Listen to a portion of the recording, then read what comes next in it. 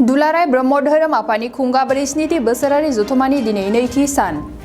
बाक्सा जिल्लानि सिङाव थानाय हुजुवा केसि फरायसालिमानि गेलेग्रा फोथाराव खुंजानाय खुंगा 47 बोसोरारि जथुम्मा दुलाराय ब्रह्म धोरोम आफाद आरो दुलाराय ब्रह्म धोरोम फोसावदिं आफाद लोगोसे खुंगा 22 बोसोरारि जथुम्मा दुलाराय ब्रह्म धोरोम लाइमोन आफाद आरो खुंगा 20 बोसोरारि जथुम्मा दुलाराय ब्रह्म धोरोम आइजो आफादनि दिनै नैथि सान। बे नैथि साननि हाबाफारि बादियै गिबि हाबाफारि खोन्दो गैयै यज्ञ जगायनाय बे हाबाफारिखौ बेखेवो बाबा मनरन्जन ब्रह्म गाहाय फोसावगिरि दुलाराय ब्रह्म धोरोम फोसावदिं आफाद आरो दैदेनो मुस्रि सेमेन बसुमतारी नेहाथारि दुलाराय ब्रह्म धोरोम फोसावदिं आफाद। लोगोसे नैथि हाबाफारि बायदियै धोरोमनि फिरफिलाखौ बिरहोयो दुलाराय ब्रह्म धोरोम आफादनि लेङाइ आफादगिरि मुस्रि तुलेश्वर कछारी बाबाया। बेनि उनाव थामथि हाबाफारि बायदियै गुरुदेव कालीचरण ब्रह्मखौ गोसोखांनानै मान होनाय।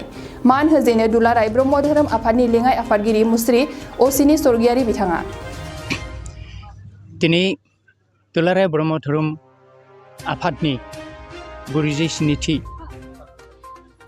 बोसोरसालियाव जथुम्मायाव जोङो आफादनि जा नेरसोन फिरफिला बे फिरफिलाखौ बिरहोनाय जाबाय। बे फिरफिलानि ओंथियानो जाबाय गाब, मोनसे गाब जायनाखि इन्ड' मंगलियान अर्थात मंगलियान गोष्ठीनि मोनसे गाबखौ जों अराय सम माने सायख'नानै लादों। मंगलियान बा जोंनि बर' बा ट्राइबेल गोष्ठीनि बर'फ्रा बे माने गोमो गाब अर्थात मेरुन कालारखौ आरो बे फिरफिलानि बिखायाव नेरसोन हिसाबै जोंनि जेबे धोरोमनि जेबे माने प्रणब ओम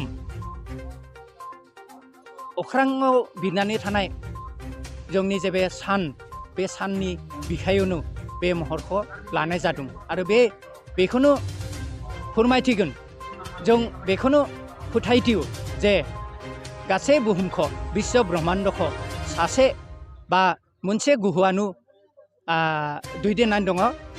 बेनो जाबाय मा परम ज्योति परम ब्रह्म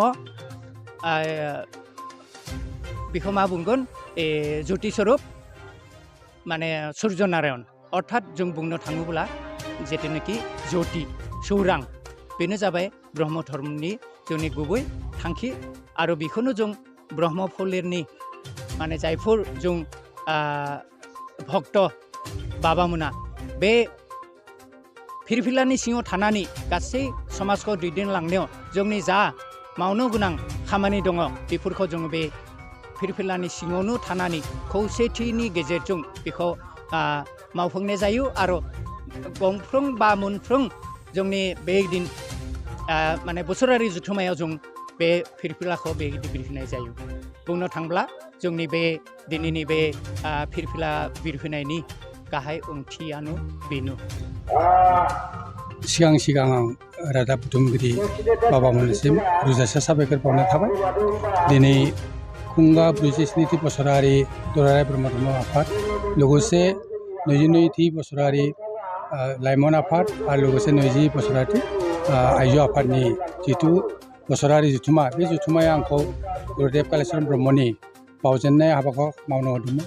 बेखायनो दिनै जोनोमनिफ्राय 1960 मायथाइनि 18 एप्रिल 18 एप्रिलाव बाबाया जोनोम जादोंमोन। बेनिफ्राय दिनै फैयै 163 बोसोर फैगौ एप्रिल दानाव जागोन। बेखायनो दिनै बाबानि रिखौ बिबार बावजेननानै जे बाबाया 98 बोसोराव देरनाय जोनोमनिफ्राय 48 बोसोरालागि बे धोरोमखौ लायाखैमोन। बेनिफ्राय 1905 मायथाइनिफ्राय 1938 मायथाइनि 8 मेसिम बाबाया जे 33 बोसोर जोंनि दुलाराय ब्रह्म धर्म आफादनि जेखिनि खामानि मावलांबाय जोंनि बर' हारिनि थाखाय गेरेमसा हारि दानायनि थाखाय बाबाया जि गावनि देहाखौ माने बावनानै थांबाय बे बावनानै थांनाय आदर्श बेखौ जाहाथे जोंनि ब्रह्म धर्म सुबुं बाबामोना जुदि बेखौ पालन खालामना थाङो बेखौ आं खावलायनानै थादों।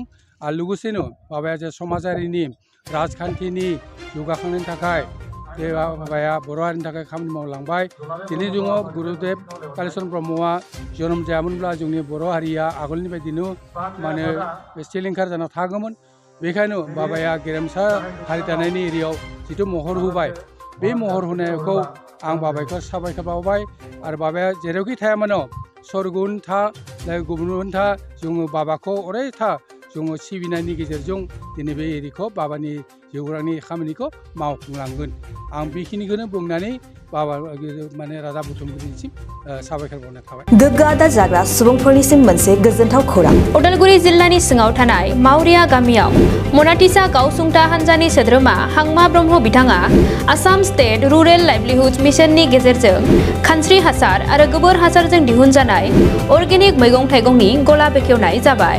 गोग्गो मैगं थाइगं जाग्रा गोसो गुदुं बायग्रा सुबुंफोरा गाहायाव होनाय जानबुं नम्बराव जगाजग खालामनो हागोन। जानबुं नम्बरा जाबाय 8011748256 जानबुं नं 8011748256। गोजोनथाव खौरां गोसो गुदुं फरायसा एबा सुबुंफोरनि थाखाय टारगेट कचिं इनस्टिट्यूटआ बेसेन गोसा सुबिदा लानानै फैदों। जायफोर बिथांमोना banking railway SSC insurance defence Assam police बायदि आनजादनि थाखाय साखाफारा जानो मोजां खाबु मोनाखै बैसोर बायदि फरायसा एबा सुबुंफोरनि थाखाय मोनसे मोजां खाबु सफैदों। बरपेटा रोड विशाल मेगा मार्टनि साखाथियाव थानाय आमतलाव बे टारगेट कचिं इनस्टिट्यूटखौ खुलिनाय जादों। आथिखालनि साख्रि मोनै आरो बेकार जेंनाखौ नोजोर होनानै बे टारगेट कचिं इनस्टिट्यूटआ सोलोंसाफोरखौ गोबां गियान होनो थाखाय राहा लादों। बे टारगेट कचिं इनस्टिट्यूटआव सोलोंथाइ होनो लानाय आयदाफोरा जाबाय banking railway SSC insurance defence आरो आसाम पुलिस। जायफोर सोलोंनो गोसो गुदुं बिथांमोना टारगेट कचिं इनस्टिट्यूटआव मुं थिसननो एबा गोबां मिथिनो थाखाय 8134097059 एबा 8638961177 जानबुं नाम्बाराव जगाजग खालामनो हागोन।